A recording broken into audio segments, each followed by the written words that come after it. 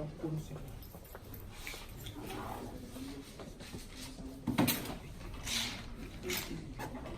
Bien.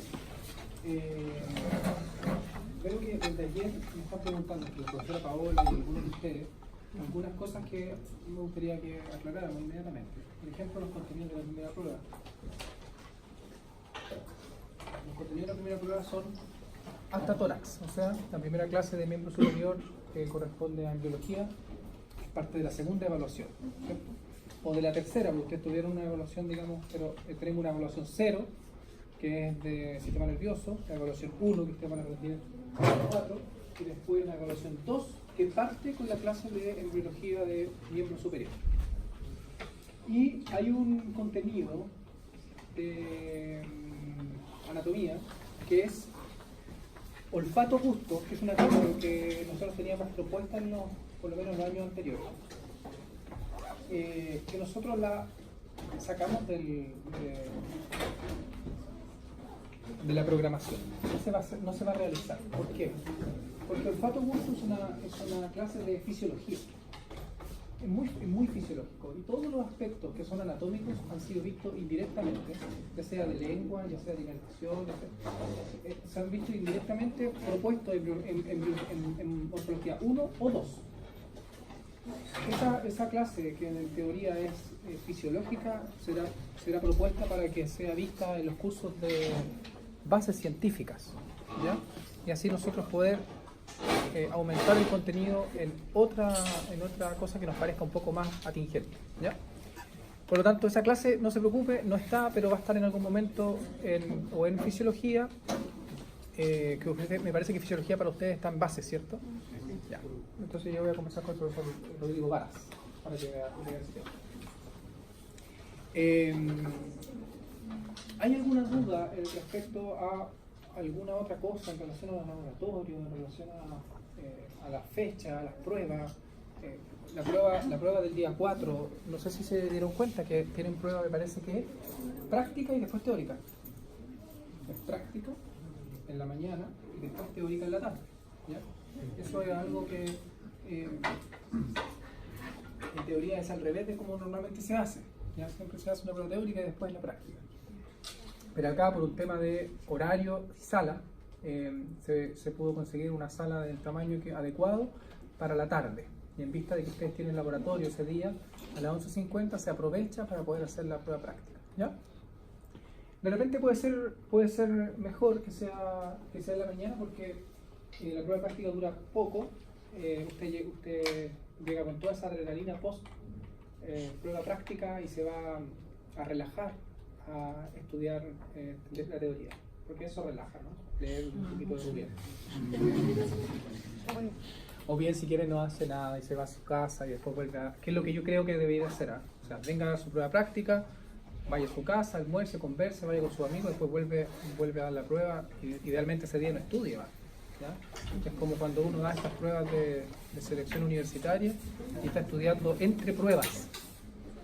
Eso no tiene sentido.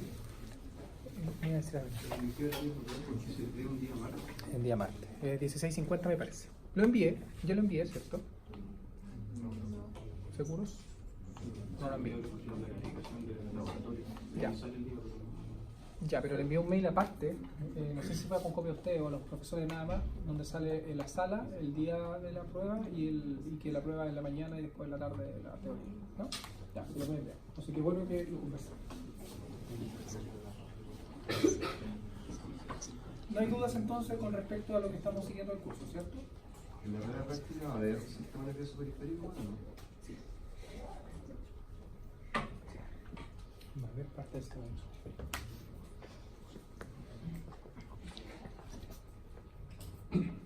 ¿Lo encuentra correcto, no? Un contenido no se evalúa de forma práctica. ¿Qué? Es un contenido que no se evalúa de forma práctica. No se evalúa de forma práctica. No se evalúa. No se evalúa de forma práctica. ¿Usted vio el plexo braquial en forma práctica? ¿Usted vio el plexo cervical en forma práctica? Sí. Eso es el sistema nervioso periférico. ¿Le puedo marcar una caída simpática lateral vertebral? Se evalúa en forma práctica, se enseñó en forma práctica. Otra cosa que que para ustedes y para nosotros, con una complicación de horario, no hicimos una prueba práctica porque tendríamos que organizar 4 pruebas prácticas. Es otra cosa. Pero los contenidos, después del sistema nervioso, cuando se habló de tórax, cuando se habla de miembro superior, cuando se habla de cabeza, cuando se habla de cuello, ¿no se habló del sistema nervioso periférico? Sí. Profe, Sí. no sé si lo habrá dicho antes que he llegado, pero antes del martes va a haber alguna clase como para poder analizar dudas, por ejemplo, de sí mismo del sistema nervioso, si quedó alguna duda. No hay esa instancia. En algún momento nosotros hemos propuesto esa instancia cuando hay tiempos, pero ahora usted sabe lo que ocurre, estamos ajustadísimos para poder terminar. No hay horario de laboratorio disponible como para que usted pase en esas revisiones de muestras. Por lo tanto, lo que sí puede hacer es aprovechar el resto de los laboratorios que quedan, a pesar de que sean de un tema, por ejemplo, de tórax, y usted quiere pedir un par de muestras adicionales de otro tema que haya pasado para atrás, pídalo, sin problema, y lo conversamos y lo contestamos. Eso si estamos en tórax, si usted quiere revisar los laminares de cabeza, maravilloso, usted verá, yo sigo cumpliendo con lo que corresponde al laboratorio. Si usted quiere preguntar en la sala de necropsia, algo de lo que hayamos visto antes, también, ¿ya? Pero eso queda a criterio de cada uno. Por lo tanto, lo que hace los laboratorios es marcarle una pauta de lo que debiera estar sometido en la práctica usted post teoría. Pero si usted está quedando atrás, no hay problema, usted vuelve atrás y sacamos más los modelos, ¿ya? Por eso que nosotros marcamos en los cadáveres con alfileres para poder dirigirlos hacia lo que nosotros manejamos de contenido de ese laboratorio. Pero eso no significa que usted no pueda ver otras cosas, ¿ya?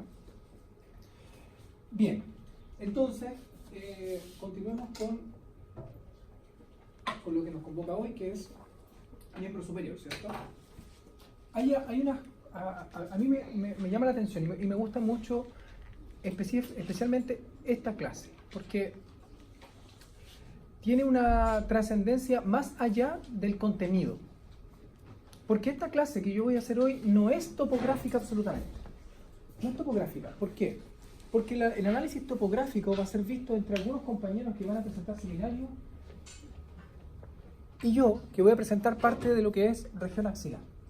Pero en el hecho me parece la clase del día lunes, ¿cierto? Entonces, ¿por qué comenzar con una clase de hombro? ¿Qué hablar de hombro si usted me va a hablar de axila, que es el centro del análisis topográfico, sobre todo de hombro, y si existe un seminario que va a ser en relación a la región deltoide escapular, que es una otra de las grandes partes del hombro? Entonces, a ese seminario también le convoca parte de lo que es la articulación del hombro. Pero yo propuse esta clase que es de hombro, pero no topográfico, que es de hombro articular, que al final termina siendo igual topográfico, pero dentro de la articulación del hombro. ¿Por qué? Varias razones. Porque los traumatólogos quieren que ustedes manejen hombro a un nivel distinto al resto de las articulaciones. Probablemente porque el enfoque que le dan los cursos superiores es probablemente de una importancia mucho mayor en este tipo de articulaciones o de rodillas. Por un lado. Pero por otro lado, porque yo siento de que en Morfología 1, cuando nosotros abordamos el capítulo de articulaciones, cuando yo les intento describir una articulación y le intento dar las bases para que usted las clasifique, cuando usted está estudiando todo eso, demora un tiempo. Llega un momento que usted dice, perfecto, yo sé lo que es una sincondrosis, yo sé lo que es una articulación sinficiaria, por ejemplo. Entiende todos esos conceptos, pero nos quedamos ahí y después pasamos a músculos. Cuando usted está comenzando a entender el concepto de articulación, nosotros nos cambiamos. Porque básicamente no tenemos tiempo para hacer un análisis profundo de articulación. Porque si no tendríamos que hacer un curso aparte. Porque lo que nosotros vamos a hablar hoy de hombro es para que usted entienda la trascendencia que existe de articulaciones conjuntas que funcionan como una y que no podemos llegar a hablar de una articulación glenohumeral. Nosotros no podemos decir que la articulación glenohumeral es la articulación del hombro. No, esa es la articulación central, pero esa no funciona sola, está muy, muy lejos de funcionar sola. Esa funciona con otras articulaciones que están alrededor. Entonces, algunas de esas articulaciones que están alrededor son dinámicas. Perfecto, me ayudan en relación a la articulación glenohumeral. Y otras articulaciones que son tipo sintesmosis, o sea, son articulaciones que no tienen ni siquiera movimiento porque van de un hueso al mismo hueso. Entonces, ese tipo de ligamentos que van a estar sustentando una articulación sintesmótica no tienen mucha trascendencia al parecer porque no mueven nada. Entonces, ¿para qué existen? Y cómo no solo para qué existen, sino que de dónde derivan, para qué. Eso es el trasfondo de esta clase. Por eso es que vamos a hablar de articulación de hombro. Luego tiene una aplicación clínica muy, muy especial, que es la artroresonancia de hombro o cirugía artroscópica.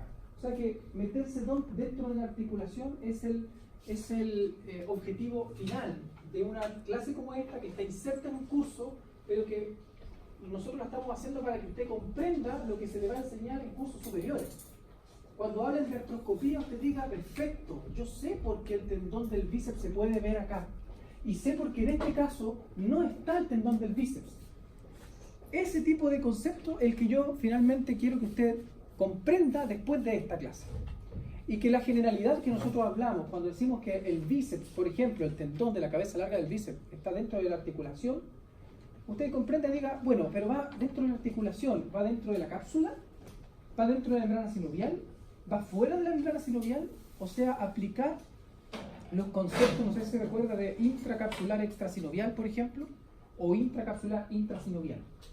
Eso finalmente es lo que yo quiero que usted comprenda de esto. Hombro, esto me llama la atención. Hombro, la palabra hombro en el español deriva de humerus, y humerus en latín, o sea, húmero significa hombro.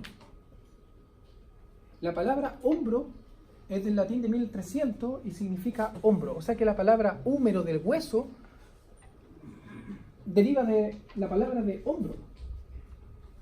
¿Se entiende? De ahí deriva la palabra húmero.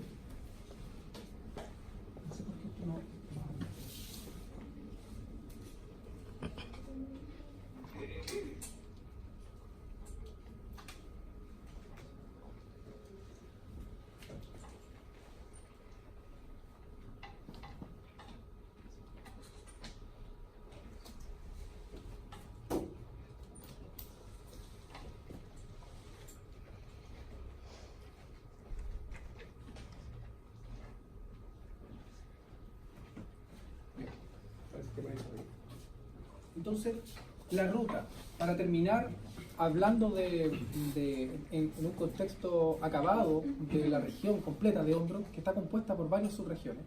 Está compuesta por regiones como axilar, escapular, deltoide, que van a ser descritas, articulación de hombro, y nosotros vamos a ver esto, articulación de hombro, imágenes de corte anatómico en cadáveres, para poder comprender finalmente lo que nosotros hablamos en relación al hombro. Así que vamos a hablar desde el centro hacia la superficie, que es un poco distinto a lo que nosotros hemos hablado hasta ahora. Siempre hablamos desde la superficie hacia el centro, ¿cierto?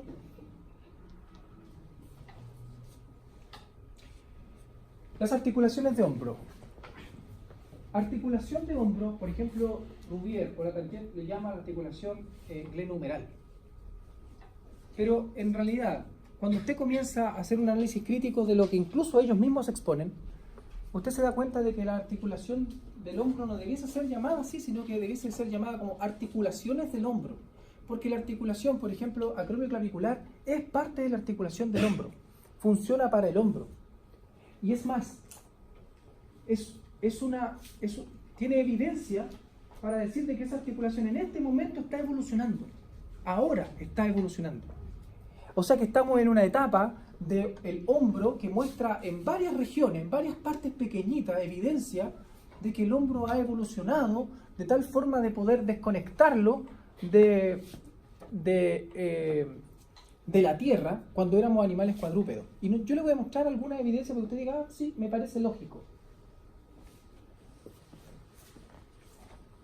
Veamos si nosotros recordamos en una radiografía, no sé si se recuerdan que este tipo de radiografía nosotros la presentamos en las clases de osteología. hace 1.000.000 de años luz, ¿cierto? Pero ahora, ¿qué será eso?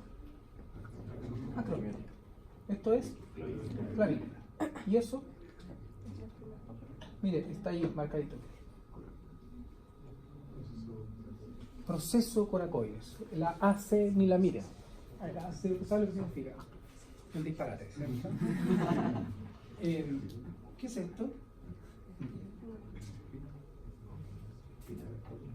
Escápula. ¿Y esto? La cavidad glenoidea, ¿cierto? Y una separación amplia con esta estructura que se llama cabeza de húmero. ¿Y esto?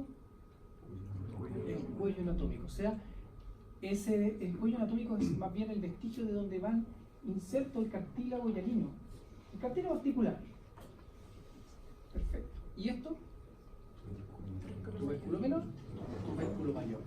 ¿Quién se inserta en el tubérculo menor como músculo? Yo estoy haciendo esto para que usted comprenda después, cuando vamos viendo o analizando estas cosas, usted pueda seguirlo. ¿Qué músculo se inserta en el tubérculo menor? Subclavicular. ¿Y en el tubérculo mayor? El redondo menor, empezó de abajo, ¿ya? El infraespinoso y el supraespinoso, perfecto. Cuello quirúrgico, ¿cierto? Y ahí están dando eso que es escápula. Entonces, para poder llegar al fondo de esto, que es hablar de la articulación glenohumeral, nosotros vamos a tener que pasar por esta articulación, que a mí me parece muy interesante, a pesar de que llama poco la atención la articulación acromioclavicular. No sé si lo recuerda, pero cuando nosotros hablamos de ella dijimos, la articulación acromioclavicular es una articulación sinovial, plana, y está reforzada por un ligamento en la cara superior. Punto. Pasemos a la otra. ¿De acuerdo? Detrás de eso, usted podría, si usted me hubiese grabado, usted me diría algunas veces la cara, mi cara de frustración por decirle eso. Son como 3 segundos que me quedo callado y después sigo. Porque pienso, Dios santo, lo que se están perdiendo. Porque esto es mucho más. Pero era lo que usted necesitaba en ese momento. La articulación acromioclavicular está dada por el extremo acromial de la clavícula y por supuesto por el acromio, pero no por toda la región del acromio, solamente por la región más saliente del extremo medial del acromio. De tal forma de que este acromio tiene un tallado en bisel, o sea que tiene una superficie plana. ¿Te se acuerda cómo era la articulación es plana, cierto? Pero esto es en bisel así. De tal forma que deja una cara superior, oblicua, y la clavícula mantiene una carilla articular irregular, pero que es tallada también en bisel en contra del acromio, de tal forma de que la clavícula se proyecta encima del acromio así. No es así esta articulación, es así. De tal manera que la clavícula se monta encima del acromio y es por eso que esta articulación es la que más se luxa dentro de las articulaciones del hombro hacia superior. Porque obviamente que cuando hay una caída, la primera que sufre es esta. ¿Y cómo se luxa? Así. De tal forma que la clavícula asciende. Pero, ¿por qué pasa esto? Porque además no está tan bien reforzado en ese movimiento. Porque ese movimiento no está fabricada la articulación para poder hacerlo. Está fabricada para hacer más bien movimientos anteroposteriores. Hace movimientos anteroposteriores en una configuración en bisel, así, pero que se mueve así. ¿Se acuerda que las articulaciones de tipo plana se deslizan poco, pero en todos los sentidos del espacio? Entonces hablábamos incluso de grados, ¿cierto? Pero esta articulación efectivamente se desliza muy poco, pero hace un ángulo entre la clavícula y la escápula, de tal forma de que ese ángulo se puede movilizar de manera anteroposterior, así. Si usted lo mira de superior, entonces hablamos de que existe un ángulo que se denomina escápulo-clavicular. Escápulo-clavicular. De tal manera de que en algunos movimientos de hombro ese ángulo se reduce y en otros se abre. ¿Sí? Perfecto. Por lo tanto, esta articulación debe estar resguardada por ligamentos que protejan esos niveles, esas angulaciones, y otros ligamentos que protejan que se desprenda esta articulación hacia superior. Por eso es que este mantiene una cápsula articular, por supuesto, es una articulación sinovial, una cápsula articular muy robusta. No es igual que la articulación, por ejemplo, de la glenohumeral, que es una articulación laxa, que es una bolsa laxa, que usted la puede inyectar. De hecho, en una artroresonancia se inyecta con un medio de contraste y se infla. Y después la empiezan a cortar en una tomografía y usted puede ver todas las estructuras que nosotros vamos a conocer. Pero en esta es mucho más difícil, porque su cápsula articular es muy robusta y muy gruesa. Pero está bien hecha, porque no se debe mover mucho. No lo necesita. Pero sí mantiene un ligamento de refuerzo por superior. Solo por superior. Y pareciera que fuera engrosada la cápsula articular por un ligamento. Pero ese ligamento no es cualquier cosa. Ese ligamento usted lo conoce, ¿eh? Se llama ligamento acromioclavicular. Primero, ¿le da sentido saber que el ligamento acromioclavicular solamente refuerza la cara superior? ¿Necesita por inferior? No. Pues nunca va a ir para hacia inferior. Solo hacia superior. Por lo tanto, necesita un refuerzo ligamentoso robusto. ¿Y quién le proporciona esa robustez? No es solo el ligamento. Es que el ligamento además deriva del tendón del músculo trapecio. Por lo tanto, recuerden que el músculo trapecio deriva del proceso acromial. Por lo tanto, desde el tendón y de la porción fibrosa del músculo trapecio deriva ese ligamento. Y que no se puede, básicamente, separar en una disección si está en presencia del músculo. O sea que, además, este ligamento no va así solo. Y además tiene doble fascículo, fascículo superficial y fascículo profundo. El fascículo superficial es parte del músculo trapecio y queda pegado a él en una disección. Y entonces cuando se abre en una disección esta articulación, solamente queda el fascículo profundo. Y entre ambos fascículos se pueden separar bien. Por lo tanto, lo que usted ve en todos los atlas es solamente el fascículo profundo del ligamento acromioclavicular. ¿Se entiende? Por eso es que se puede ver tan hermoso. Pero si usted tuviera todo el fascículo o lo viera en una resonancia, vería que es parte del trapecio. O sea que el trapecio lo propuso para poder proteger la articulación. Pero eso no es todo. Esta articulación, vamos a otra imagen. Yo le dije que tiene movimiento. Aquí tenemos la cápsula articular, el ligamento acromioclavicular. Pero hay una imagen, después volvemos acá, esta, donde se habla sobre el desarrollo o las alternativas que existen en relación a la articulación acromioclavicular. Porque esta articulación mantiene cartílagos o fibrocartílagos recubriendo la superficie, porque es una articulación sinovial. Un cartílago muy debilitado, un fibrocartílago muy debilitado en la porción acromial, y mucho más robusto en la clavícula. ¿No se acuerda que la clavícula era un hueso muy noble? Porque tiene una doble tipo de osificación y es capaz de proporcionar esos cartílagos, ¿cierto?, desde su osificación de tipo cartilaginosa. Entonces, obviamente que lo que se propone desde la clavícula es mucho más robusto, mucho más amplio, y así lo hablan.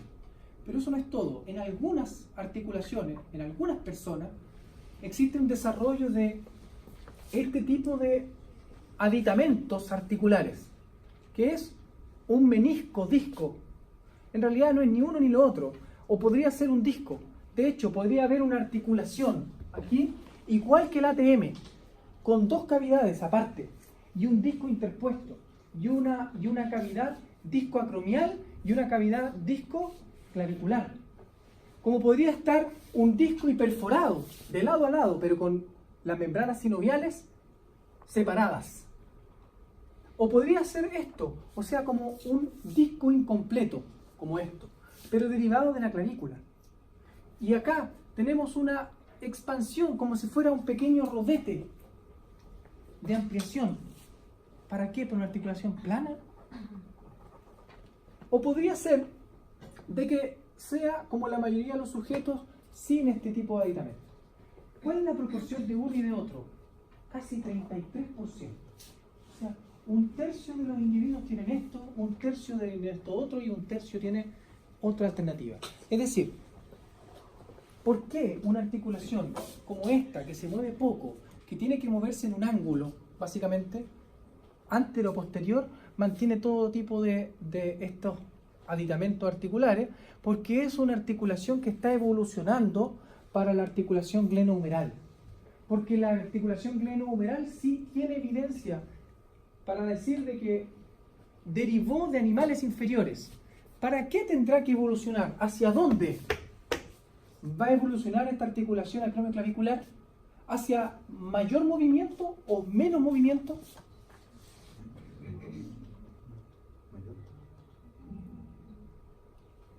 No sé. ¿Sabe por qué no sé? Porque no hay evidencia para decir de que tiene más una que otra. Porque todavía no se define. ¿Quién lo va a definir? La selección natural. Para ver si cuál de las tres alternativas es la mejor, de acuerdo al funcionamiento, a la mecánica, al sedentarismo, a todo, al ambiente. Si el individuo necesita mayor cantidad de movimiento y de desconectar en los movimientos del hombro completo, por ejemplo, hacer una protracción, una retracción de hombro, una elevación de hombro, que son movimientos completos del hombro, pero no de solamente la articulación glenohumeral, entonces esta articulación juega un rol importante. Probablemente van a tener que colocarle o un rodete o un disco. Porque esto habla de que se va a transformar desde una articulación sinovial plana o otra cosa. Podría ser incluso que esto se fuera transformando hacia un cóndilo, de tal forma de que se libere mucho, mucho más la articulación.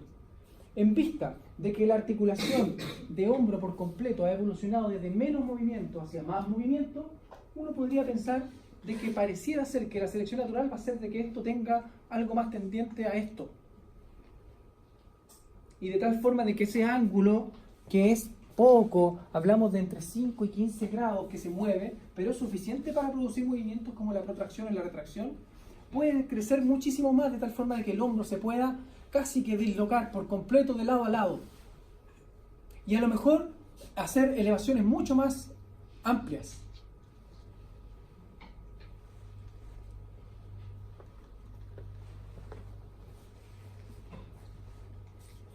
Por lo tanto, esta articulación acromioclavicular es una articulación interesante desde la perspectiva evolutiva. Es parte de la articulación de hombro, ayuda a la articulación glenohumeral porque además se mueve para ella, pero además mantiene una rigidez adecuada para que el resto de la articulación glenohumeral tenga un sustento para movilizarse. Porque si todo se moviera para todos lados, sería probablemente un gran problema que ya existe porque se luxa mucho la articulación glenohumeral.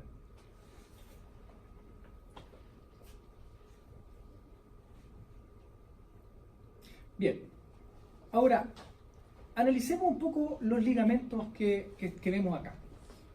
Tenemos que existe una articulación que es acromioclavicular, que es la articulación acromioclavicular propiamente tal, pero existe otro tipo de articulación que es coracoclavicular, articulación coracoclavicular, que es de dos tipos. Usted conoció una, pero yo se la dije a través de ligamentos, ¿cierto? Porque dijimos que los ligamentos coracoclaviculares iban a ser ligamento trapezoideo y el ligamento conoideo.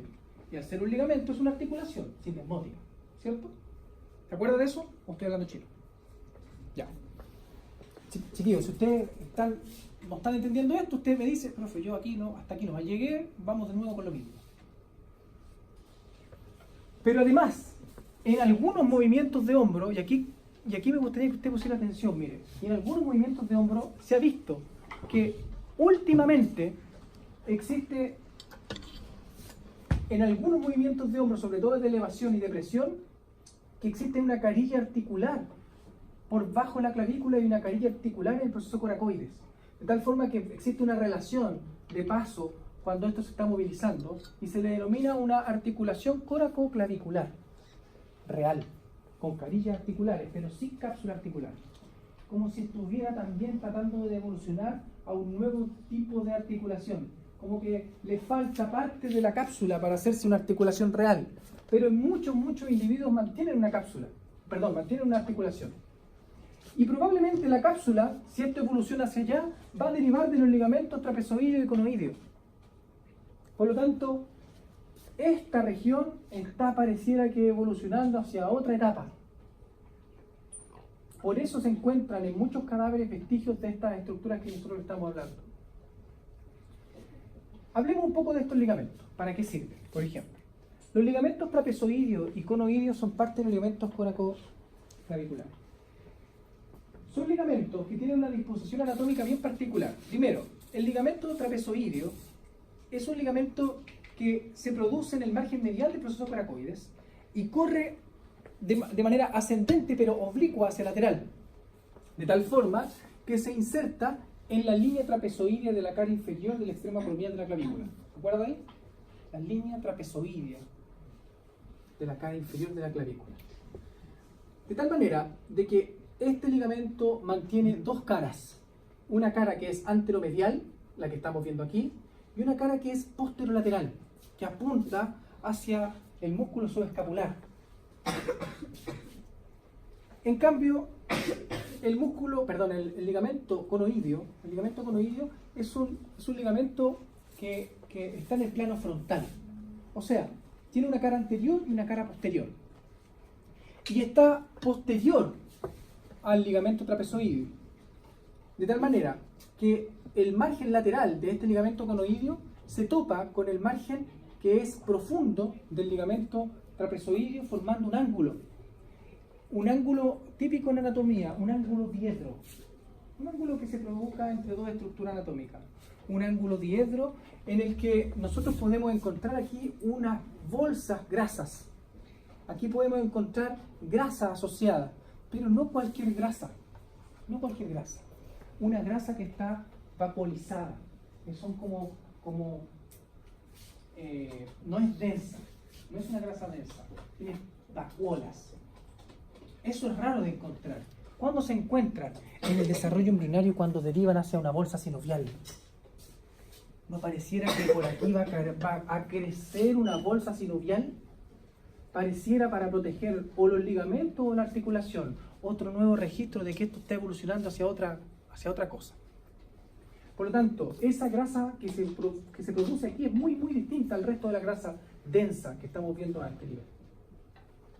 Por lo tanto, tienen una característica que estos ligamentos están así, ¿cierto?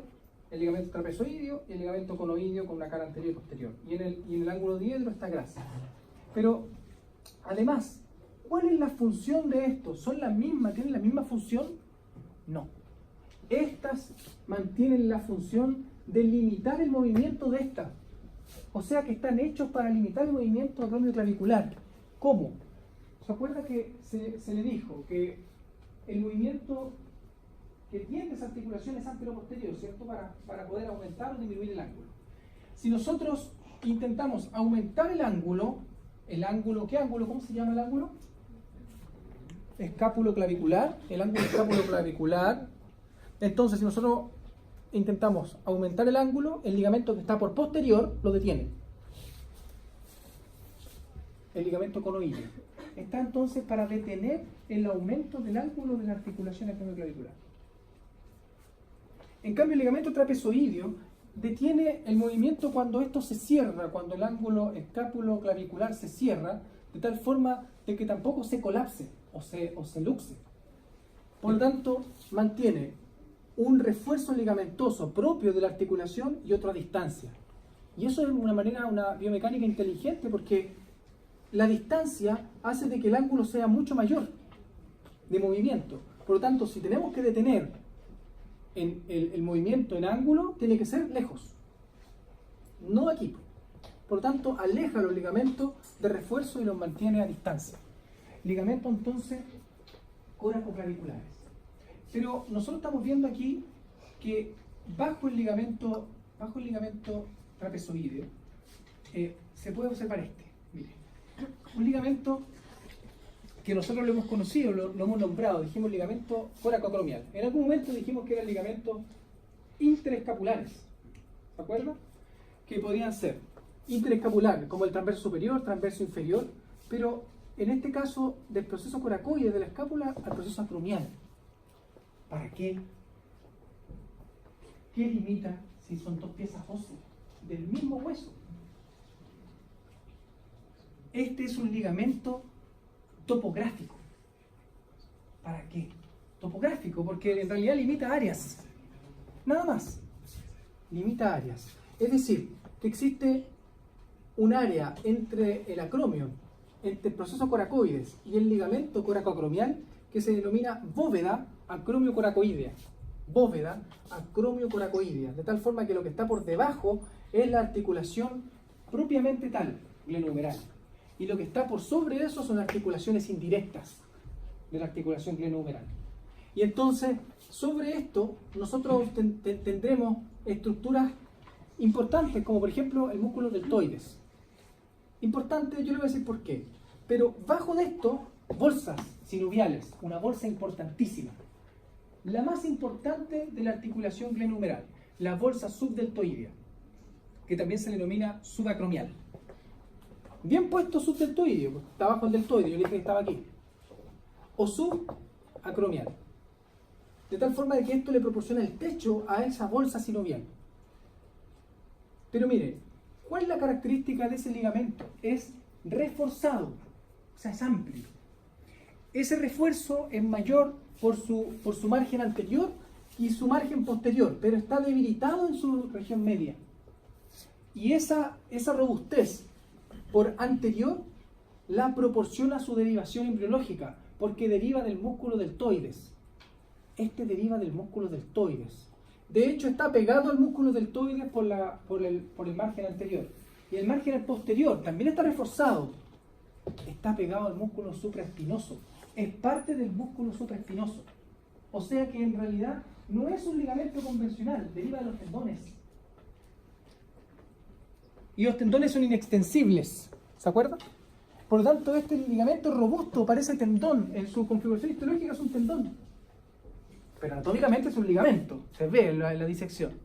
Pero ¿necesita ser distensible? No. Necesita ser robusto. Como si fuese una pieza ósea puesta aquí para que nada pase. Porque si la articulación glenohumeral pasa esto, se luxa. Y eso es una luxación superior de hombro. Por lo tanto, esto está para detener la luxación hacia superior. De hecho, el hombro o la articulación glenohumeral no se luxa hacia superior. Es muy raro, bueno, todo puede pasar, ¿cierto? Pero lo más común es que la articulación glenohumeral se luxa hacia anterior. Hacia posterior, ¿sí? ¿Cómo dijo que se llamaba la bóveda acromio? Coracoidea.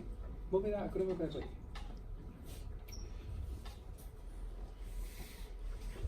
Entonces, esto deriva de los mismos músculos de la región, del músculo deltoides y del músculo supraespinoso. Pero aquí tenemos otra cosita, mire, bajo este ligamento trapezoideo, que es robusto también, robusto, mide 4 a 5 milímetros, 4 a 5 milímetros de espesor. Tenemos esta estructura, que también es un ligamento, pero no se llama ligamento, se llama fascia. ¿Por qué fascia? Bueno, esto lo vamos a ver en axila.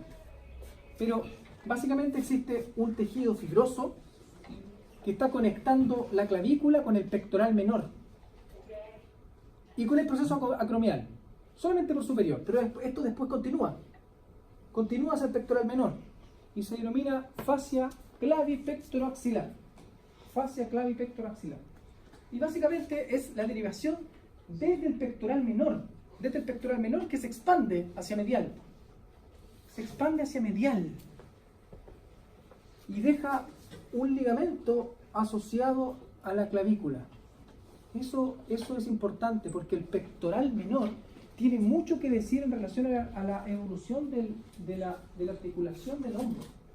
Porque, ¿sabe cómo es un pectoral menor en un perro? No existe, porque se llama pectoral profundo. Porque ellos tienen pectoral superficial y pectoral profundo. O una rata. ¿Y sabe desde dónde se origina? Se origina desde el esternón, pasando por la clavícula, hacia un proceso coracoides. Y después se envuelve, estamos hablando del músculo pectoral menor en animales, y después se envuelve la articulación glenohumeral y se inserta en el tubérculo mayor y menor del húmero. ¿Se dan cuenta que el pectoral menor toma una inserción así? hasta el otro lado, completo. ¿Por qué? Porque ellos no tienen la liberación del miembro superior. Pero en algún punto el pectoral menor se debió haber liberado de tal forma de que se atrofió parte del pectoral menor y quedó esto, que se denominó fascia. Bien puesto, porque deriva el pectoral menor. Fascia clavipectoral. Por eso que se llama clavipectoral, a pesar de que aquí no está el pectoral. Es que va a estar abajo después. O sea que esto es el vestigio evolutivo de lo que fue un pectoral menor en un perro, o algo parecido a un perro, porque eso fuimos. Entonces a mí no me digas de que el hombre, con lo que me disculpen las personas que son religiosas, no sé, pero a mí no me pueden decir de que el hombre nació del hombre. Nosotros venimos de un animal inferior, sí o sí. Y de un animal muy parecido a una rata. ¿Ve que se puede evidenciar? ¿Para qué les cuento lo que vamos a ver después de un ligamento como el coracohumeral? Ligamento fascia, perdón, la fascia clavipectoral. Entonces, esta fascia, ¿cuál es la importancia de ella ahora? Bueno, tiene importancia en el territorio de la axila, porque de ella deriva todo el contingente facial de la axila. Eso va a ser interesante de analizar. Por mientras yo quiero que usted diga, perfecto, sé de dónde nace la fascia clavipectoral axilar. Y sigue siendo importante de la manera topográfica, porque van a haber estructuras que la van a perforar para pasar a territorios profundos y otros que van a ser hacia superficial. Por lo tanto, esto es importante. Es esto y esto son ligamentos topográficos y ambos están derivados de los músculos. ¿Se dan cuenta? Ambos se derivan de los músculos. Y ese que está ahí arriba, también. Ligamento acromioclavicular.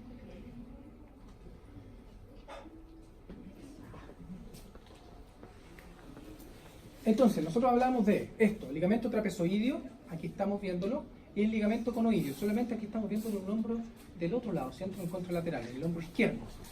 De tal manera de que aquí se puede ver una visión que pareciera antero-posterior, pero es que aquí estamos dando vuelta un poquito el hombro, de tal manera que lo que está viendo aquí es la cara que es anteromedial.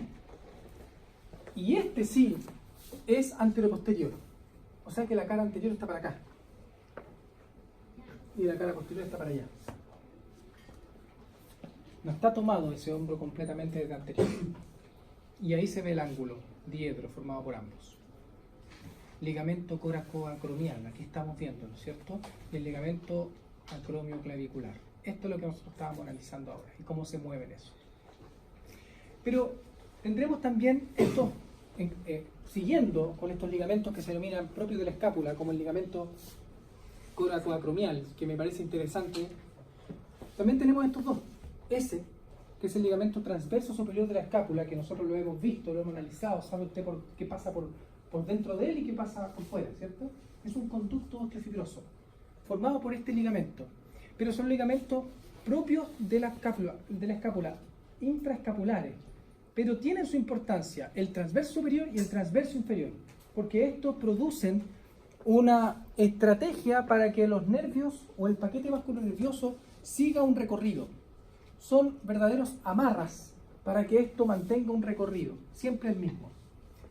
Por lo tanto, a pesar de que esto no es distensible, son ligamentos más bien robustos, son ligamentos que mantienen la escápula consigo misma. Aquí estamos viendo el ligamento transverso inferior de la escápula. Ese no es el transverso superior. Aquí usted está viendo cómo el nervio supraescapular emerge hacia la fosa infraespinosa, pero desde la fosa supraespinosa. El ligamento que nosotros estábamos viendo acá es el ligamento transverso superior. Este conecta la región escapular con la región posterior. Por lo tanto, por el otro lado vamos a tener la región supraespinosa. Y acá, región infraespinosa. Por lo tanto, 3 ligamentos que son propios de la escápula. ¿Cuáles son? Ligamentos propios de la escápula. ¿Cuáles son? Transverso superior de la escápula, transverso inferior de la escápula. y coracoacromial. Coracoacromial. Ahora sí, articulación glenohumeral. Para hablar de la articulación glenohumeral, nosotros tenemos que decir lo siguiente. Yo en algún momento les dije, esta articulación es la más móvil. De las articulaciones más móviles, porque existen algunas con mayor movilidad, como las articulaciones propias del oído. Pero esta es una de las articulaciones más móviles del cuerpo. Y está configurada de una manera que es bien especial. Porque si usted lo piensa, como en algún momento se dijo, tenemos un tercio de una esfera. Una esfera que tiene un radio aproximado de 30 milímetros, o sea, 3 centímetros de radio. O sea, esto sería una esfera de 6 centímetros, pero está cortada porque es un tercio, ¿no? Y que además está alargada en sentido vertical, porque es más larga en sentido superior inferior. Y es más recortada, entonces, de mediana a lateral. Pero igual mantiene la forma de una esfera. Y eso habla de la forma que mantiene la cápsula articular de esta articulación. Es decir, está mucho más abultada, mucho más grande la cápsula articular y el espacio capsular por inferior. Entonces, los cortes de resonancia se ve como ese espacio capsular inferior se ve como arrugado, como que se sobrara, como tiene una gualeta así. Y si usted lo ve en los cortes del laboratorio también, se va a ver como que ahí está medio arrugado, como que es que lo que pasa es que esa cápsula articular es totalmente distensible. ¿Cuánto? 3 centímetros se puede alejar la cabeza de la cavidad glenoidea. 3 centímetros, eso es un mundo. Son muy laxos los ligamentos de la región y son muy laxos la cápsula articular, que al final son lo mismo. La cápsula articular y los ligamentos propios son lo mismo. Lo que pasa es que en algunas partes está reforzado, está más grueso y en otras partes está más delgado. Las partes más gruesas se le llaman ligamentos. Y eso pasa en toda la articulación y las cápsulas articulares. Pero si usted quiere disecar el ligamento glenohumeral superior, por ejemplo, desde externo, se va a encontrar con la cápsula articular y va a terminar disecándolo, y por lo profundo va a encontrarse con la membrana sinovial. Y la cápsula es lo mismo. ¿Dónde se refuerzan las articulaciones? ¿Dónde se refuerzan las cápsulas articulares? Donde no hay músculo, donde no hay tendón. Cuando pasa un tendón, la cápsula decrece y ahí no hay ligamentos. Pero cuando tenemos una región donde no hay tendón, la cápsula crece. Es lógico. Por lo tanto, existirán 3 ligamentos asociados importantes, propios de la articulación, que se llaman ligamentos glenohumerales, si usted los conoce. Superior, medio e inferior. Pero eso solamente ocurre donde están libres. Porque donde está pasando, por ejemplo, el tendón del músculo subescapular, que pasa por anterior, incluso se puede llegar a observar una solución de continuidad, o sea, un espacio real. No hay nada, no hay cápsula. Pero vamos primero a lo que corresponde a la cabeza de útero. Dijimos que es un tercio de una esfera que mantiene en su superficie articular cartílago, ¿cierto? Y ese cartílago tiene un espesor de 2 milímetros, es parejito, 2 milímetros en toda su extensión. Y que una vez que termina el cartílago, entonces comienza a formarse esta estructura que se denomina el cuello anatómico. Y en el cuello anatómico comienza o se origina esa estructura que se denomina el rodete de ampliación, o el labro glenoideo, o el rodete glenoideo. Depende en qué texto lo vea, pero usted debe entender de cualquiera de esos lo mismo. Nosotros lo dijimos como rodete de ampliación, me parece, o labro, ¿cierto? El labro glenoideo. Bueno, por lo tanto, el labro glenoideo y la cápsula articular se mantienen derivadas de la misma región, a pesar de que casi todo el cuello anatómico mantiene la inserción del labro glenoideo y la mayor parte de la cápsula articular se inserta en el labro y después avanza hacia la otra región.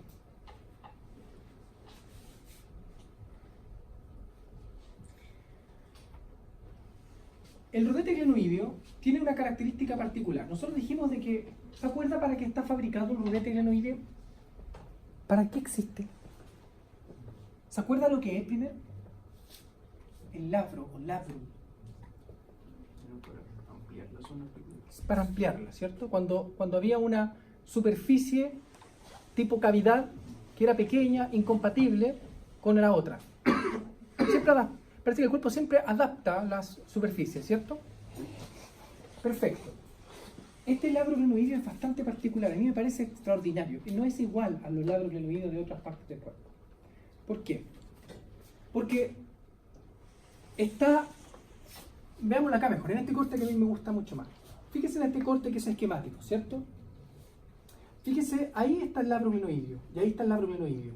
Aquí estamos viendo la superficie de la cavidad glenoidea, que en algún momento dijimos que esa superficie era casi plana, parece una cara, y que mantiene un tubérculo en el centro que se denomina tubérculo glenoideo.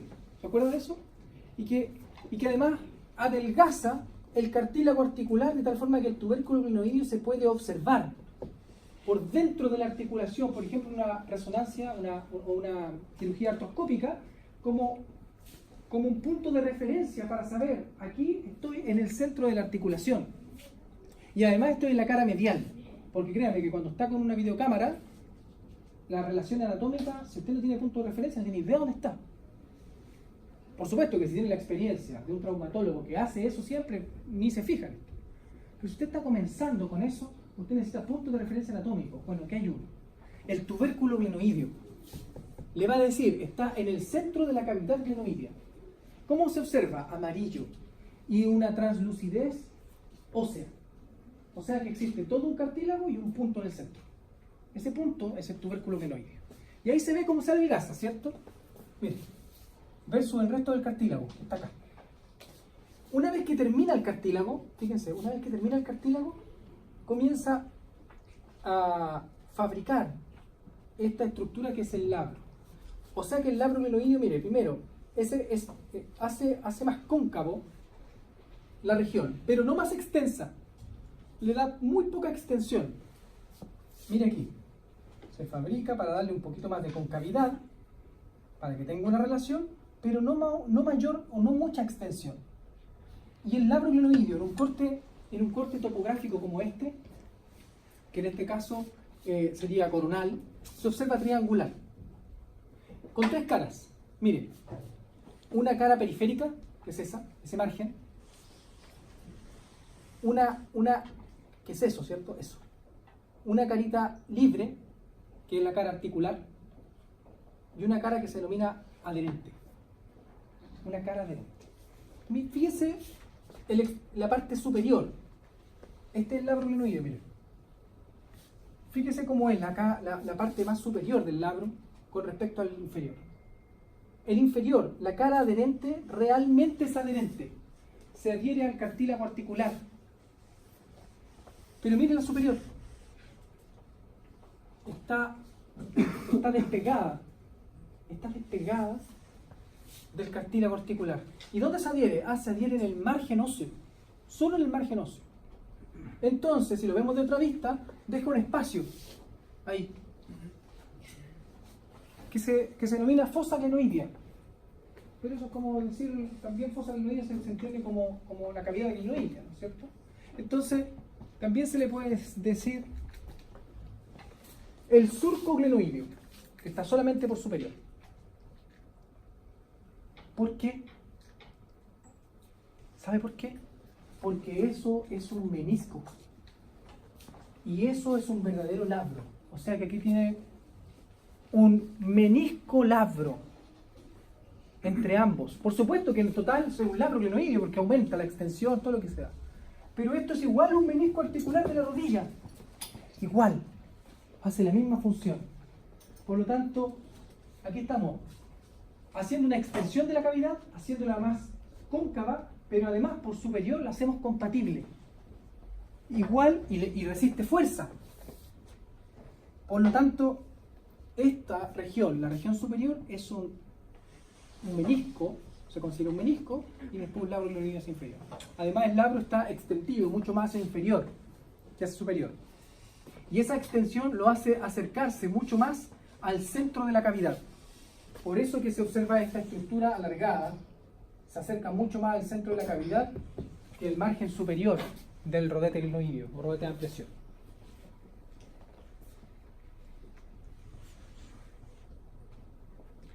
Bien, una vez que hemos hablado de eso, rodetes, Y de la cápsula articular, que dijimos que era muy, muy laxa, ¿cierto? Y decíamos también que mantiene ligamentos que son propios de la articulación y que son derivados de la misma cápsula.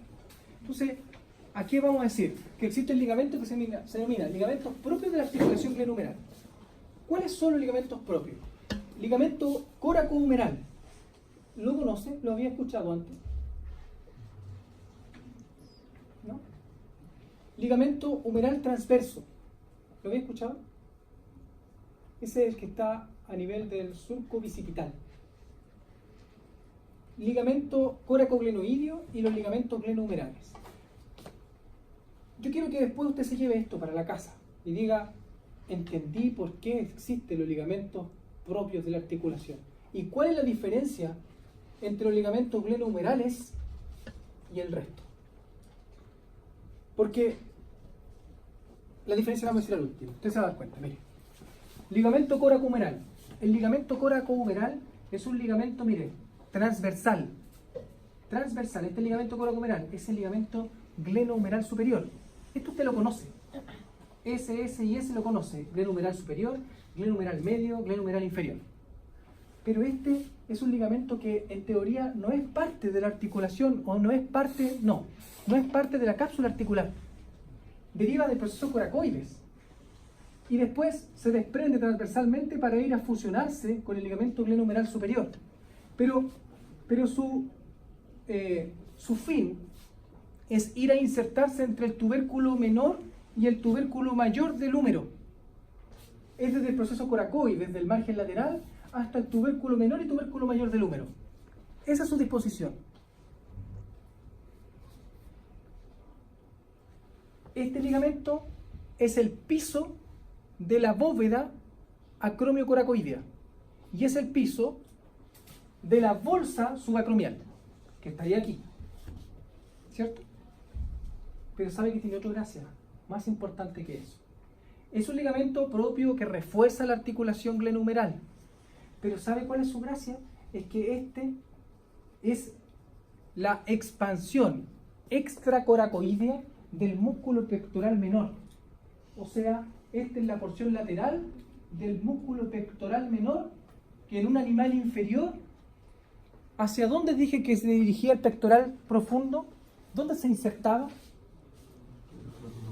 El tubérculo mayor y menor. ¿Y este? También. Esta es la extensión del pectoral menor.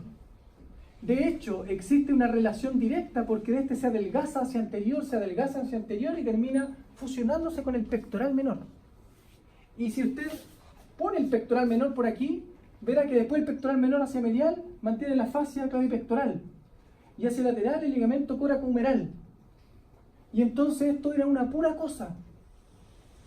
Pero para poder despegar la articulación y hacerla y en nuestra etapa de bipedestación, entonces tuvimos que liberar el miembro superior y el pectoral menor es el vestigio, el pectoral menor nuestro, es el vestigio de un gran pectoral profundo que tuvimos como animal inferior y que nos dejó estos ligamentos que son además súper distensibles. O sea que el ligamento coracohumeral es un vestigio evolutivo. Es pura evolución de una articulación.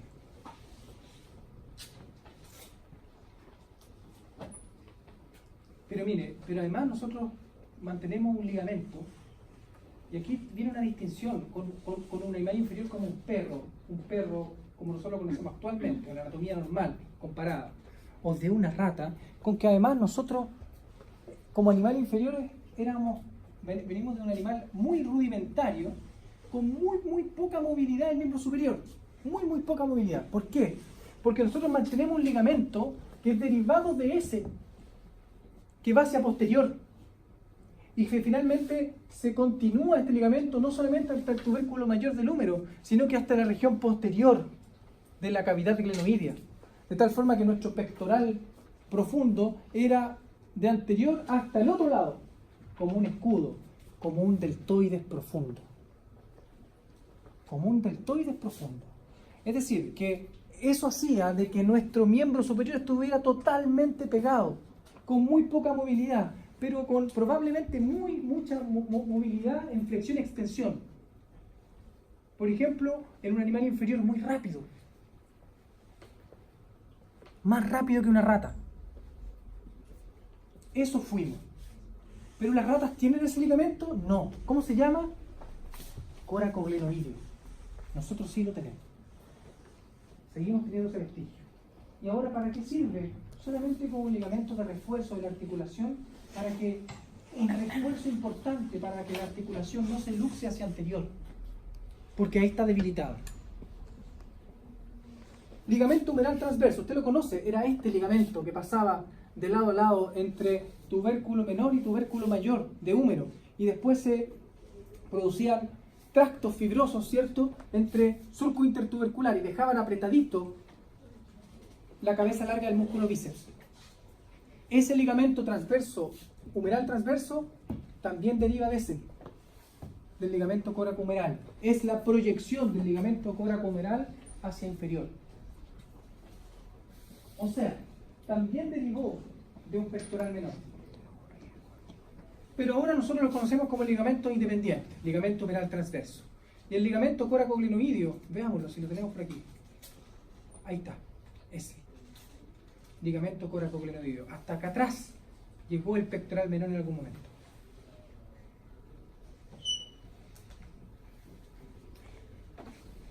Bien, y tenemos los ligamentos glenohumerales, que son estos. Y aquí tenemos un detalle importante. ¿Se acuerdan? Y les dije, donde están pasando los tendones, las cápsulas se colapsan, ¿cierto? La cápsula como que se reduce. Y donde no existe presencia, entonces los ligamentos comienzan a aparecer. Por posterior, nosotros tenemos los músculos que son del manguito rotador, 3. Entonces por posterior no aparecen ligamentos. No hay un ligamento glenohumeral posterior. Los ligamentos son solamente anteriores. ¿Por qué? Porque existe ahí un puro músculo, gigante, pero un puro tendón, que se llama subescapular. Por lo tanto, aquí estamos viendo el músculo subescapular.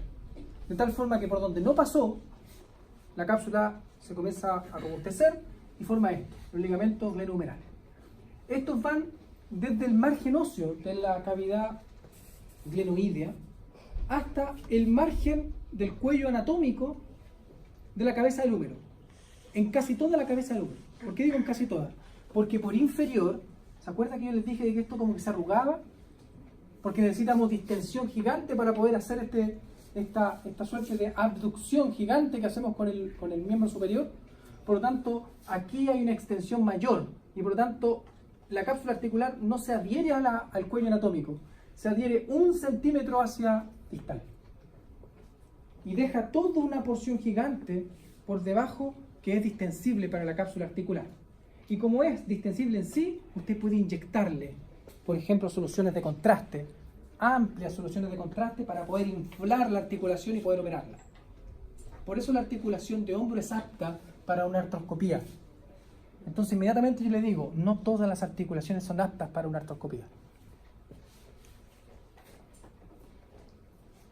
El ligamento, fíjese ahí, el ligamento glenohumeral superior es ese. Comienza como ligamento independiente, pero termina fusionado con el ligamento coracohumeral a nivel de la región lateral. Ese ligamento glenohumeral superior deja un vestigio osteológico, que yo no se lo nombré, que está por sobre el tubérculo menor de húmero, y que se denomina fosita supratubercular para el ligamento glenohumeral superior. Pero no se lo nombré nunca. ¿Por qué? Porque tampoco hay que nombrarlo todo, no es algo pequeño, ínfimo. Ahora lo va a entender. Es decir, que el único vestigio de la inserción ligamentosa en el hombro que deja el conjunto del ligamento es el ligamento glenohumeral superior, porque es grueso y porque viene aumentado de tamaño por la presencia del coracohumeral, ¿se entiende? Entonces deja un vestigio cuando se inserta en el tubérculo sobre el tubérculo menor y deja una fosita. Acá hay otra cosa interesante, el glenohumeral medio, el más interesante de todo, clínicamente. Porque este glenohumeral comienza desde la región medial bajo el ligamento glenohumeral superior, desciende oblicuamente y se ensancha para poder interactuar con el margen anatómico de la cabeza del húmero, pero bajo el tendón del músculo subescapular. de tal forma que deja un espacio entre el ligamento glenohumeral superior y glenohumeral medio, un espacio de manera triangular, de base lateral y de vértice medial, que se denomina el foramen oval de Weitbrecht o de Weisbrecht. Usted verá cómo le nombra, pero o si quiere le coloca el nombre de la estructura que pasa, porque ese es el nombre en terminología anatómica. ¿Y qué estructura pasa? Una bolsa. Y esto es muy importante. Una bolsa sinovial. La bolsa sinovial de este músculo. La bolsa sinovial del subescapular o del tendón del subescapular. Y esa bolsa del tendón del subescapular tiene una continuación, una comunicación. Si usted ingresa la bolsa del tendón con un artroscopio, usted puede ingresar a la articulación porque está comunicada. Entonces estos espacios son importantísimos para la cirugía.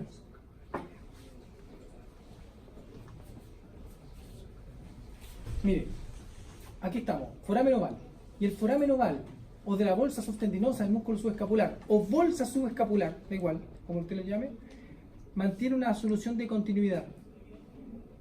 Solución de continuidad se le llama un orificio, ¿cierto? Que comunica dos regiones. Por lo tanto, este es el foramen oval de Weisbrecht. Y bajo el ligamento glenohumeral medio mantenemos otro foramen. Este foramen en general no tiene nombre, ¿eh? No tiene nombre. Pero se forma de manera inconstante, pero dentro de eso es bastante constante. Y este se denomina foramen subcoracoideo, básicamente porque está la bolsa subcoracoidea aquí. Pero esa bolsa subcoracoidea, o bolsa sinovial, puede ser parte de la que estaba acá arriba. Perfectamente puede ser solamente una dependencia de la bolsa subacromial. Por lo tanto, tenemos dos espacios anatómicos abiertos de la cápsula articular. El foramen oval de Weisbrecht y el foramen subcoracoideo. Y el foramen subcoracoideo se reconoce porque va en relación al labro glenoideo.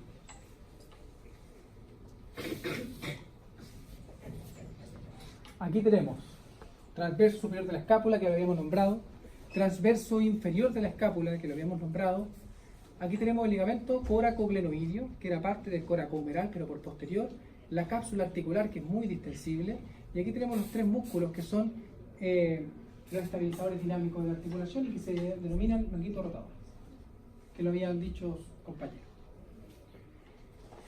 La membrana sinovial. La membrana sinovial de la articulación glenohumeral tiene algo importante que a mí me llama la atención, que es, sabemos que el tendón de la cabeza larga del músculo bíceps va dentro, ¿cierto? Va dentro de la articulación. ¿Qué tan adentro? Va intracapsular, va metido en la cápsula, va profundo a la membrana, y eso depende.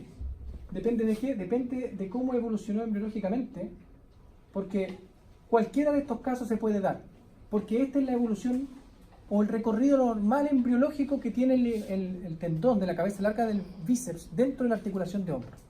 Primero es se forma un tendón que es capsular, es decir, va en relación a la cápsula. Y después se mete un poquito para ser intracapsular, pero extrasinovial, y queda pegado a la cápsula articular como se ve aquí. Pero después continúa ingresando a la articulación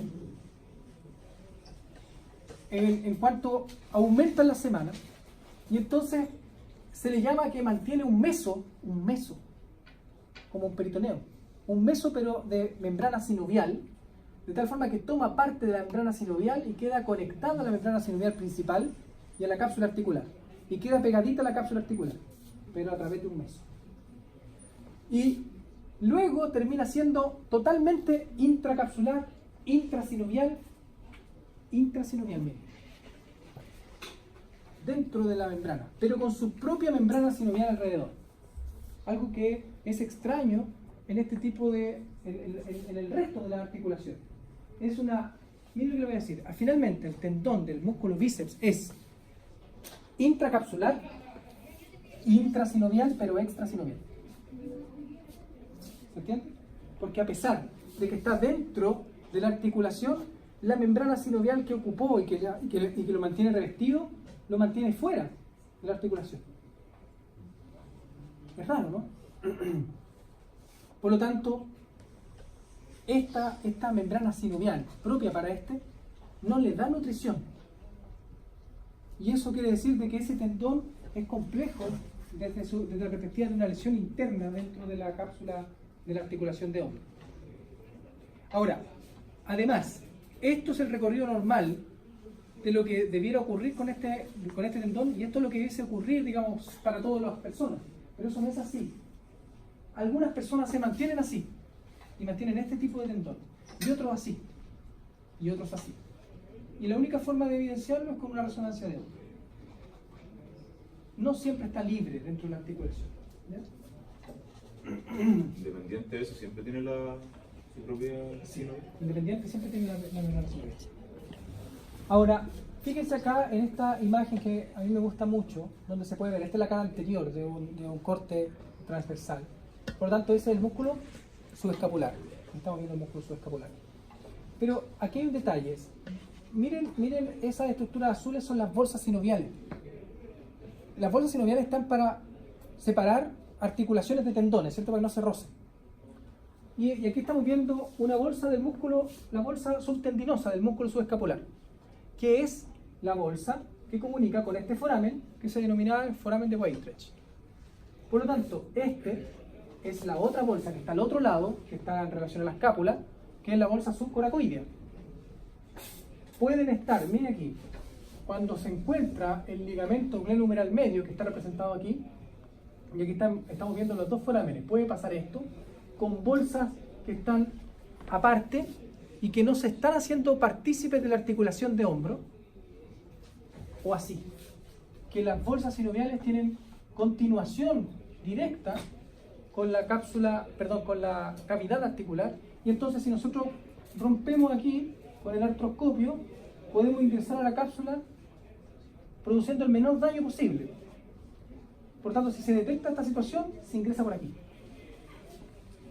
Eso es lo que debiese ocurrir. Pero si no está esa situación, si está esta, en realidad da igual por dónde se haga. Normalmente se puede hacer hasta por posterior. Se perfora por cualquier lado. Lo importante es no perforar los ligamentos glenohumerales.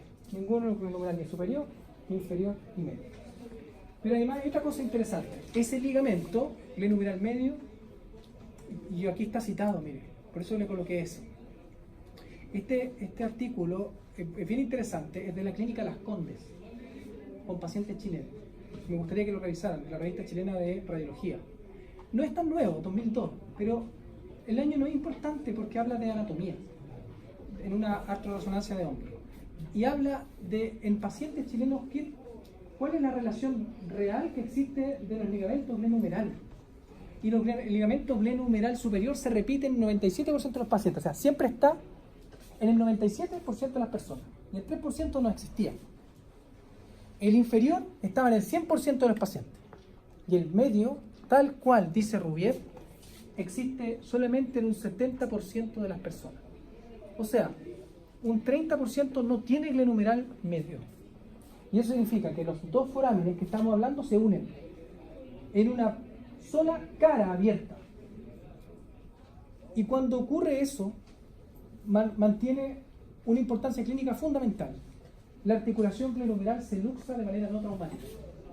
O sea, personas que se luxan la articulación hacia anterior porque están jugando la pelota y se dieron vuelta rápido y ¡pum!, se les sale la articulación. ¿Por qué? Esa lesión no traumática es porque no existe el glenohumeral medio, porque es inconstante. Por lo tanto, la articulación glenohumeral se luxa, es la que más se luxa de la articulación del hombro. ¿Pero hacia dónde se luxa? ¿Por qué? Porque o no está el ligamento o está siempre debilitado. Preguntas de prueba.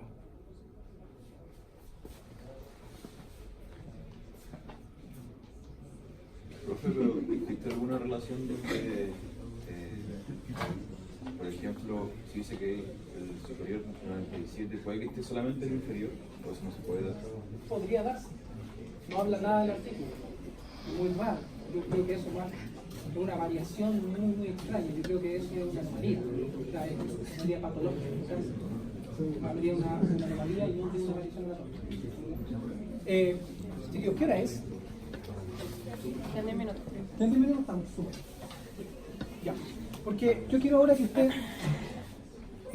se concentre e intente ver lo que existe en esta imagen. Porque aquí están todas las cosas que nosotros hablamos. Miren. Estamos viendo un hombro. Del lado. Un hombro. ¿De qué lado? Derecho. Un hombro del lado derecho. Y aquí estamos viendo, ¿qué es eso? La clavícula cortada. Entonces, ¿sabe lo que es el uno? Parte del trapecio. Miren, parte del trapecio. ¿Cómo se llamaría esa parte? Es la articulación acromio clavicular. Así se ve la articulación acromio clavicular. Porque está reforzada por ligamento o con parte del músculo trapecio. Perfecto, se entiende por qué. Esto es el proceso coracoides. Y entonces, ¿ese ligamento qué es? Coracoacromial. ¿De dónde deriva?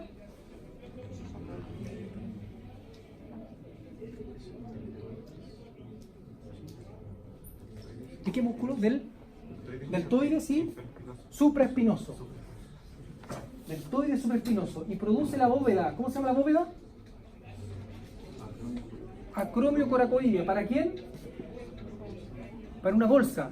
¿Cómo se llama la bolsa? Subacromial o subdeltoidea. Aquí mantienen una imagen de una disección de hombro donde han inyectado látex verde dentro de la cavidad articular y todo esto se infló. Por lo tanto, tenemos que existen comunicaciones entre las bolsas sinoviales y la cavidad articular. Esas son las comunicaciones que nosotros estábamos hablando. De tal forma que aquí tenemos inflada, ¿cierto? Esta gran bolsa que es como un airbag para la articulación. Ve que siempre el cuerpo lo pensó primero. Siempre. Eso es el tendón de la cabeza larga del músculo bíceps. Perfecto. Mire ahí, en el 2. ¿Qué es?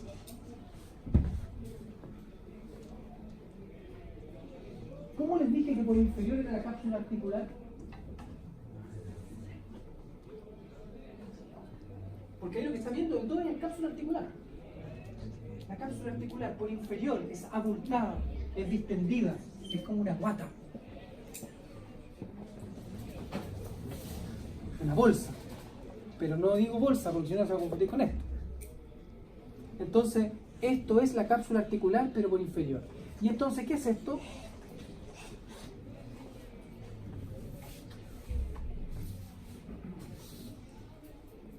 Esas son las bolsas subtendinosas del músculo subescapular. Bolsa subtendinosa del músculo subescapular. Esta es la bolsa que comunica finalmente con el foramen de Weitbre. ¿Y acá qué estamos viendo ahí? Ligamento transverso superior de la escápula. Perfecto. Y acá, ese y ese.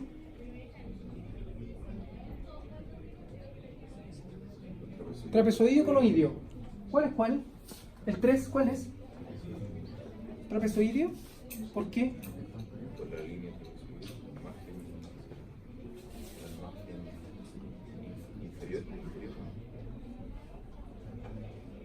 ¿Este está por anterior o por posterior? ¿Por posterior? Yo creo que está por posterior. Bien. Y este está mucho más anterior, incluso coracoides. Este es conoideo, este es trapezoideo. Y además, este es lateral. Ese sí es los detalles que usted tiene que fijarse después. ¿En qué? En el cadáver. Cuando nosotros le entreguemos parte de esto a través del cadáver, usted tiene que fijarse en estos ligamentos y de esa manera reconocerlo. Porque todo el resto de la teoría de repente no se ve. No es ni trapezoideo y de repente ni siquiera es conoideo. No tiene forma de ser triangular. Mire, esta es una articulación de hombro vista posterior, abierta desde posterior. Por lo tanto, usted lo que está viendo ahí es una vista interna de la cara anterior de la cápsula articular. ¿Se entiende? Abierta desde posterior. Entonces, ¿qué es el 3? La cavidad glenoidea. ¿Y el 4? El labro o labrum glenoideo. Perfecto. ¿El 2?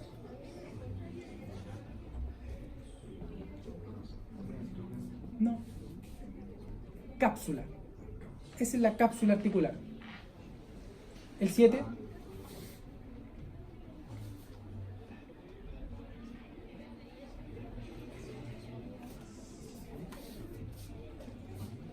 ¿Qué será el 7? Es un tendón. ¿Qué tendón?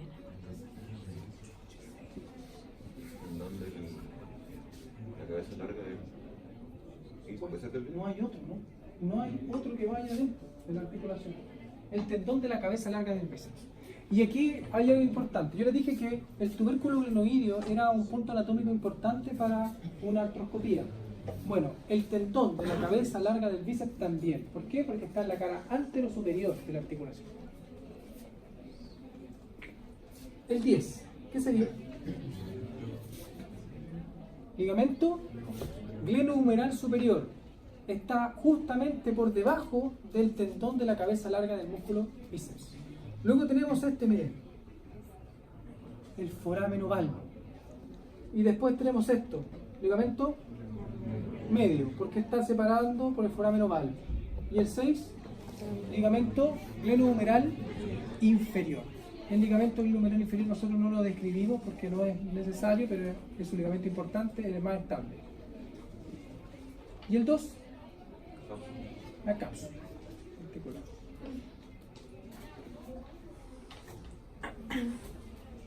Esto es un corte transversal. Y aquí empieza a gustarme más. Porque esto es más o menos similar a lo que nosotros vamos a ver en el laboratorio, ¿cierto?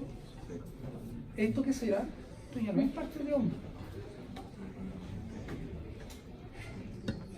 Esto es axila, sí, perfecto. ¿Cómo se llama esa arteria? Axilar. Miren, el 5, ¿qué será? Se llaman fascículos.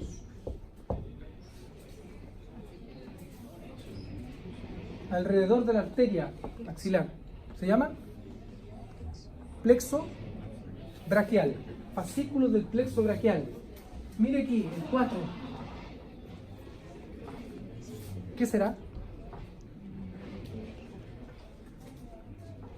El 14 es el pectoral menor. Mayor. Mayor. Pectoral menor.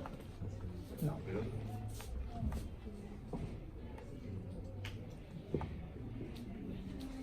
Sáquelo de otra forma, a ver. ¿Eso qué es?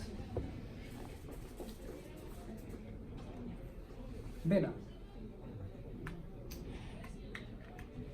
Más importante del retorno venoso superficial del miembro superior. Cefálico. Cefálico. Y esto, el 6, que se detecta acá, deltoides. Y el 2,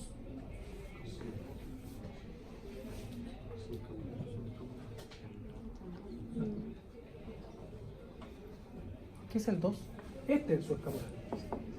El 16. ¿Y entonces el 2 cómo se llama? Cápsula. Miren, está indicando ahí. Está diciendo de que no es ahí el número, es ahí. La cápsula de la articulación. Cápsula articular. Mire ahí. El 8, que no es ahí, está indicando eso. Labro. Y el 7. Y el 10. Cabeza y húmero. Y este es el 9. Tubérculo mayor, menor, tendón de la cabeza larga del bíceps. Y ese,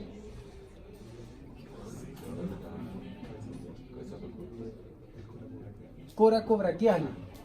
Coracobraquial. Y el 15, cabeza corta. ¿Se acuerdan que les dije que iban juntos? Y además, ¿y entonces cómo sabe, profe, que ese es coracobraquial? Ah, es que ese es un nervio que lo atraviesa. ¿Cómo se llama? Músculo cutáneo. Nervio músculo cutáneo. Ahí está, nervio músculo cutáneo, córaco braquial y la cabeza corta del músculo bíceps. Perfecto. ¿Y ese paquete vasculo nervioso cuál será?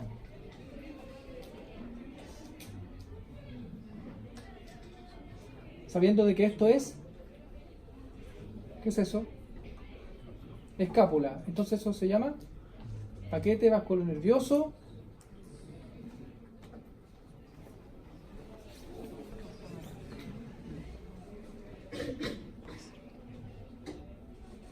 nadie me dice qué existe por detrás de la escápula. No hay vasos y nervios, ninguno.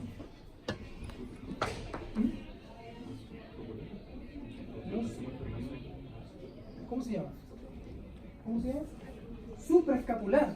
Supraescapular. Nunca pierde el nombre supraescapular porque siempre pasó por el ligamento transverso superior de la escápula y pasó por sobre la escápula, aunque se vaya a la fosa infraespinosa después. Porque aquí de hecho está la fosa infraespinosa, y ese es el músculo infraespinoso. Pero ese se llama paquete vasculonervioso supraescapular. Perfecto. Pero no es difícil, esto es difícil. Esto no, miren. Esto no. Esto es para mostrar lo siguiente. Miren, ¿qué es esto? Trapecio. ¿Y esto? Articulación acromioclavicular. Miren la cercanía. De aquí derivan los ligamentos. ¿Y esto es? Esto es todo.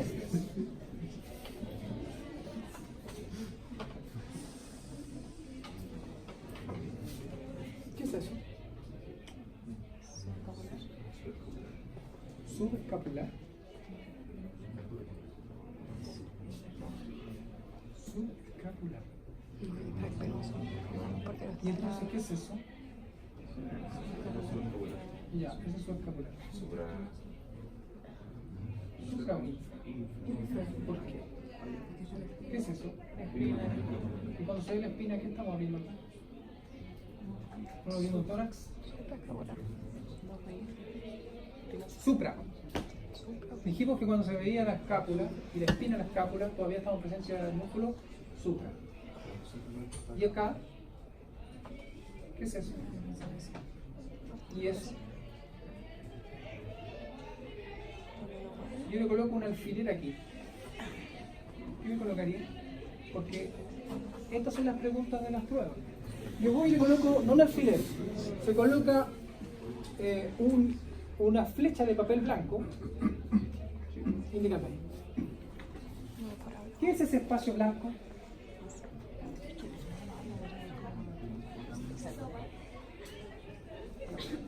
Pero me lo encontraba en la chica. ¿Qué es? Vamos, chiquillos. Miren alrededor, miren alrededor, miren alrededor, miren alrededor. ¿Qué es eso? Cavidad enoidea. ¿Y eso? Cabeza de húmero. Miren, ¿y eso que va alrededor ahí? Cápsula articular. ¿Cómo se llama lo blanco?